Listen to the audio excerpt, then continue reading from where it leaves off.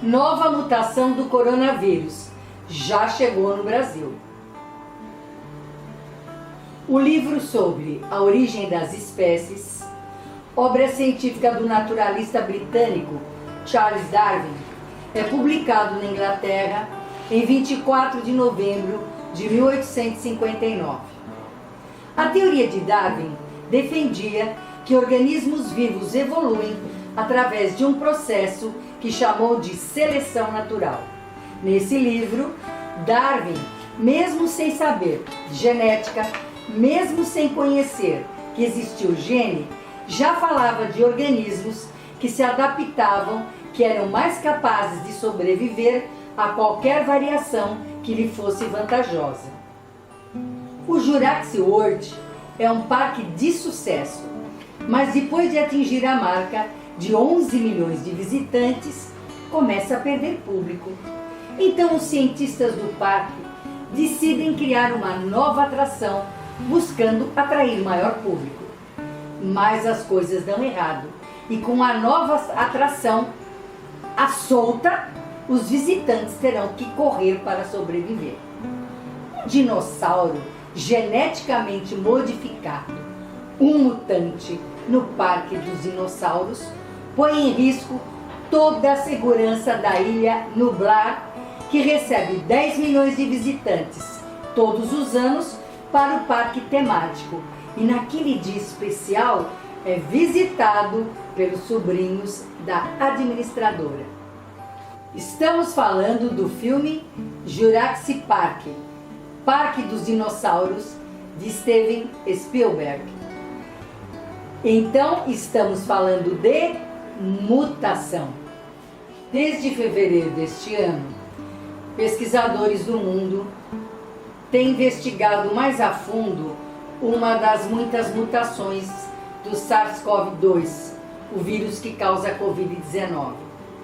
O vírus com essa mutação, que foi chamada de D614G, chamou mais atenção do que os outros, porque aparentemente se espalhava tanto quanto a primeira versão do coronavírus, especialmente naquelas regiões que experimentavam a chamada segunda onda de contaminação. Nos meses seguintes, constatou-se que essa nova versão era, na verdade, ainda mais transmissível, o que causou preocupação nos cientistas do mundo todo. Qual a mutação sofrida pelo novo coronavírus? A mutação ou variante sofrida pelo novo coronavírus não é algo inesperado. Os vírus estão em constante mutação. A mutação pode ser favorável ao vírus e ajudá-lo a sobreviver melhor, ou desfavorável até enfraquecê-lo e ele desaparecer. É o que acontece, como a gente já falou, que chama-se seleção natural. Os vírus do coronavírus, SARS-CoV-2, eles sofrem mutações. E essas mutações são mais lentas, dizem os cientistas, porque para o vírus é melhor ser menos agressivo e muito mais transmissível. Que já infectou milhões de pessoas em 85 países, sofreu pelo menos uma mutação e se tornou mais agressivo, diz um estudo realizado na China. Após analisarem amostras de 103 pacientes, pesquisadores da Universidade de Pequim e do Instituto Pasteur de Xangai encontraram duas cepas do novo coronavírus, S e L. Ambas estão associadas à epidemia atual. De cepa ou estirpe, por definição em biologia, a cepa se refere a um grupo de descendentes com um ancestral comum, que compartilham semelhanças morfológicas ou fisiológicas. Parece ser a cepa original que causou os primeiros casos da doença. A segunda teria surgido logo depois e parece ser mais agressiva. Na análise, 70% dos pacientes apresentam a cepa L, a original, e 30% a S, que é a mutante. Sempre através de um contato que antes não existia. Por exemplo, as pessoas avançam em sistemas ecológicos nos quais elas ainda não tinham o seu habitat e entram lá em contato com animais selvagens. Romper esse equilíbrio poderá acontecer, por um lado, uma extinção de espécies e, por outro lado, uma população de espécies que então se adaptam. São portadores de agentes patogênicos e diferentes vírus. No caso dos vírus, encontram mais hospedeiros para poder se alastrar. A densidade de infecção desses agentes aumenta de maneira que eles podem ser mais facilmente transmitidos às pessoas. Então, o desequilíbrio ambiental é a causa do que está acontecendo nesse momento. O longo genoma de RNA, além de sujeito a mutações, apresenta certas regiões genômicas com alta tendência a recombinações. Eventualmente, ao acaso, alguns desses poderão dar origem a novos vírus com alguma vantagem importante em relação ao vírus original. Nesse caso, estará gerada a oportunidade para que os vírus alterados realizem um salto e uma disseminação maior na população e mais rápidas. Então, teremos todos os elementos necessários para que uma nova onda epidêmica seja desencadeada. Então, a gente precisa evitar que o vírus crie novas gerações através de mutações e não deixar o vírus entrar dentro da gente, não deixar o vírus infectar o nosso corpo, porque nós somos a máquina biológica que faz com que o vírus se espalhe por aí, se multiplique e aumente cada vez mais as possibilidades de mutações e variantes. O que aconteceu em Manaus nas variantes virais? Elas surgem a partir de imitações que são naturais dos vírus. Então, o vírus, quando ele entra no corpo da gente, ele se multiplica em milhões e milhões de vezes com novas gerações. Em questão de minutos, esse vírus gera novas gerações. Já para um ser humano, ele vai demorar 20 anos ou mais para ter uma nova geração, para ter uma modificação genética. Então, como o vírus pode acontecer? Centenas de milhares de gerações por minuto. Então, a chance de acontecer uma variante é enorme. O coronavírus tem mudado pouco, mas ele está em todo o mundo. Então, o aparecimento de variantes não é uma questão de se vai acontecer, é uma questão de quando vai acontecer e aonde. Aconteceu em Manaus, parece que nos meados de novembro, início de dezembro, parece ter surgido uma mutação. E ela tem alguma nova variante que contém algumas mutações que são favoráveis a uma maior contaminação.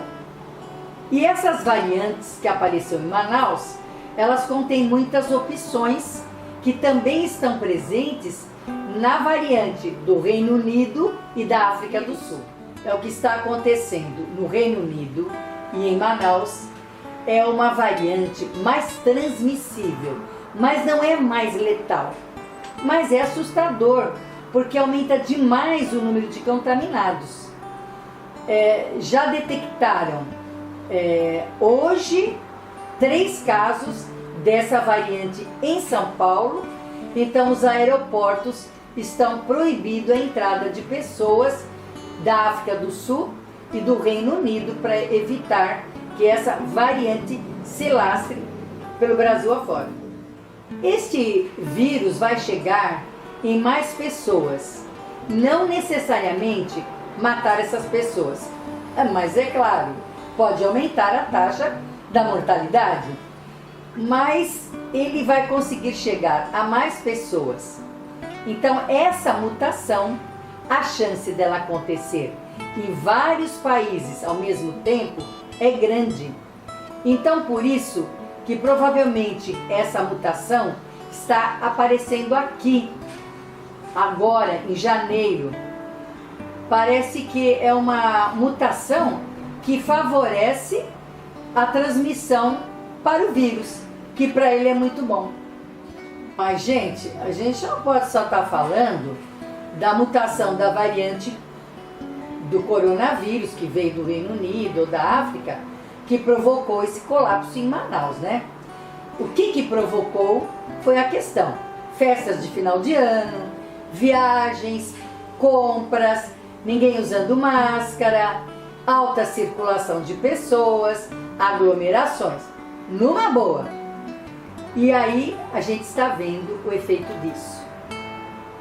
Agora os cientistas avisaram que ia acontecer isso, os jornalistas, a TV, a gente avisou aqui que isso ia acontecer e a população não estava nem aí. Agora, vocês querem saber se há essa mutação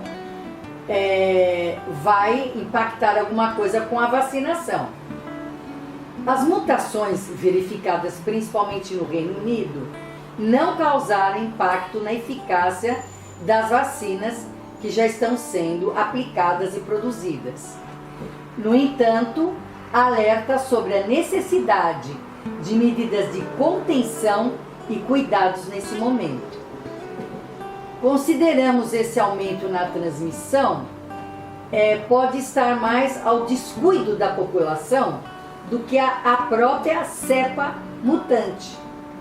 E alerta que o mesmo pode acontecer no Brasil, não só em Manaus, mas em todo o Brasil e em São Paulo, como eu já disse, ela já está circulando.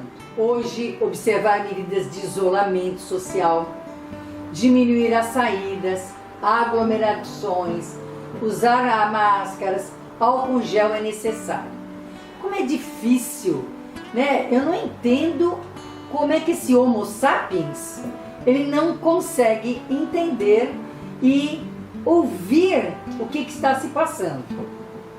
O lockdown foi necessário novamente para diminuir o contágio e aliviar os leitos dos hospitais, trazendo um grande prejuízo ao comércio, às lojas, à economia e tudo em geral. Mas quem são os responsáveis? As próprias pessoas.